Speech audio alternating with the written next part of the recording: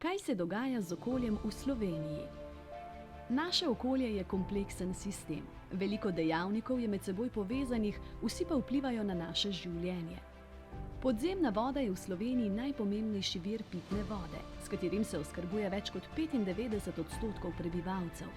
Zato si moramo še naprej prizadevati in ohranjati vodne vire čiste. Z izboljšanjem kakovosti zraka, voda in tal ter omejevanjem onesnaževanja pomembno prispevamo k izboljšanju zdravja. Tudi v prihodnje si moramo prizadevati za izboljšave, ki bodo pripomogle k zdravljenju bolezni, ki so posledica podnebnih sprememb in vpliva mešanic kemikalij na zdravje ljudi. Zato stanje v okolju redno spremljamo in o tem tudi poročamo. Tako vemo, kaj se z okoljem dogaja, kako mu lahko pomagamo in na katerem področju moramo najhitreje ukrepati. Vsak od nas lahko veliko prispeva k dobremu stanju okolja v Sloveniji. Ključ do zmanjšanja onesnaževanja zraka in posledic podnebnih sprememb je spodbujanje trajnostnih oblik mobilnosti, kot so javni potniški promet, kolesarjenje ter hoja. Z vodo moramo vsi ravnati varčno, saj razpoložljive vodne zaloge nihajo. V zadnjih 50 letih se je količina padavin zmanjšala za do 4%. Povečati moramo uporabo obnovljivih virov energije, kot so lesna biomasa, bioplini, geotermalna energija, sončna in vetrna energija ter biogoriva.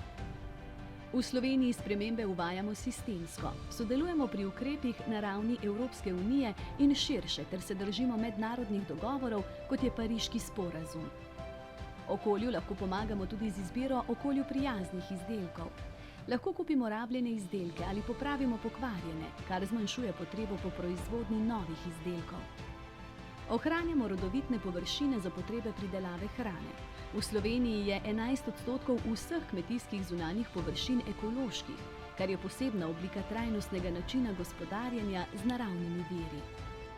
Gozdovi v Sloveniji so vse bolj ogroženi zaradi ekstremnih vremenskih dogodkov, požarov, škodljivcev in divjadi ter negativnega vpliva ljudi na sestavo gozdov.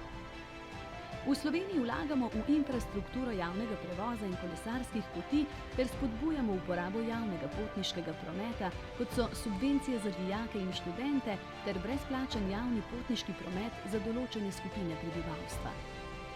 Tudi prehod v krožno gospodarstvo, ki ga uvajamo v Sloveniji, je ključnega pomena za dolgoročno ohranjanje naravnih virov in zdravega okolja.